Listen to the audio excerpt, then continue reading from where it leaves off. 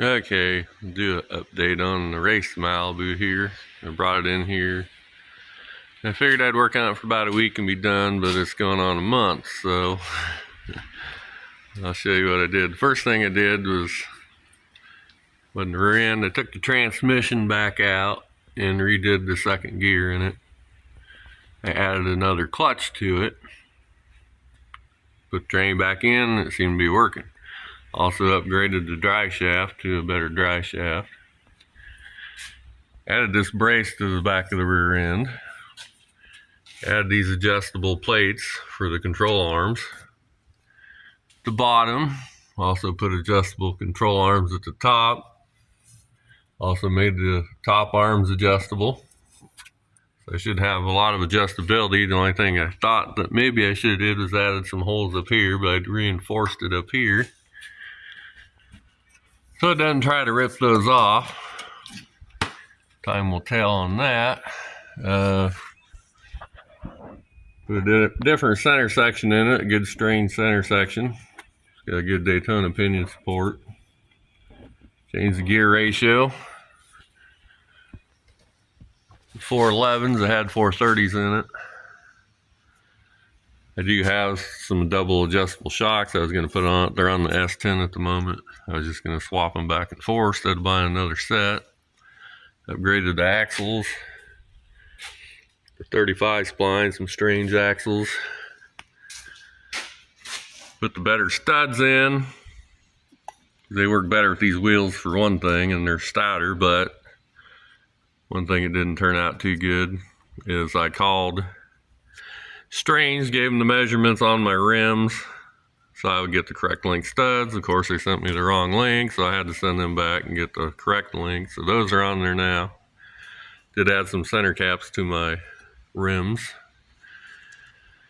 Moving on to the front, put some brand new tires on the front, put 1/2-inch studs in the front that were longer. I was hoping maybe they would have poked out a little bit, but they should be good. What else? Oh, put longer ball joints in the front, some 1-inch longer ball joints. Had to put some new polyurethane rubbers in there that was coming from the junkyard, because the ones in it were polyurethane and they went to crap. They cracked. I thought that polyurethane stuff would last a little bit longer than that, but it didn't. I think that's about it under here. Oh, nope. Put a different starter on it. One on it was getting chewed up here. What else? I think that's about it. Oh, did take the shocks out. Got the cheaper Summit 3-way adjustable shocks. I changed the setting to 80/20 instead of 90/10. See if that helps, but that's a good NASCAR dry shaft. And I guess also got 1350 yoke on the back, billet yoke. One thing I did notice, looked like the damn pinion seal was trying to leak. Looks like that might have stopped. I think I kind of tapped on the seal there a little bit. Oh, new brake hose on the back. Kind of redid the brake lines because that messed with the routing. I think that's about it under here. Did some stuff up by the engine bay, and I'll let this down. We can look at that. Okay, let the car down and I'll show what I did under here. I took the nitrous plate off. I'm not going to run nitrous on that. I just want to run off motor for a while. I added a 2-inch super sucker to it. I ported that intake, which if you watched a little short video, you've seen that. Just kind of straightened it up here in the plenum, and did pour a little bit on the high side down here. Added a switch for the fan to turn on, which I ordered 2 of them at the same time, and the first one I put in kicked on at the wrong temperature. Those were supposed to kick on at 180, shut off at 160. The one that I put in it at first kicked on at 200 and shut off at 180, and that's too hot. drain the antifreeze out of it. I'm gonna, since that stuff is old, been sitting a long time, I'm gonna put new in it. It's got water in it at the moment. Put a new master cylinder on it, an actual manual brake master cylinder. It had the power brake one on it. Pushed a little hard. Hopefully that'll push easier now. Took the power valve out of the back of the car, put a plug in it, up the jets, 8 sizes I think, or 10, I can't remember. Did that a little while back. Changed valve springs in it, because the valve springs in it were not very good valve springs. They were always busting them, and it was the brand, I believe. They were Comp Cam's valve springs. I don't think much of Comp Cam stuff. Some of you might like it. I do not care for their stuff. Moved the relay over here for the fan. That way and hooked it to the alternator. That way it's going from there to there. That seems to be working good. What else? I think that's getting to be about it up under here. I guess I did change fuel line, the 1/2-inch fuel line. It had 3/8 on it. I just wanted to put a 1/2 on it. Had some of that copper nickel line. Stuff is expensive as crap. But I ordered some, and the Oliver tractor needed some of that too, so that was left over from that.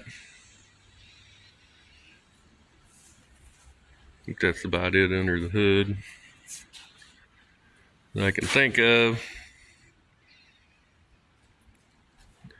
And inside the car, I added a tilt column just because I'm getting older and fatter, and I don't bend as much as I used to be, and it's tough to get in and out there with the steering wheel down there. But I want to redo this bar and make it a swing out bar anyways, but haven't got that far. That might be something for next year. Other than that, didn't do anything inside.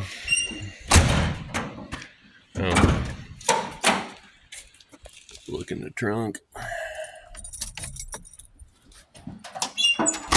That's where the broken valve spring is.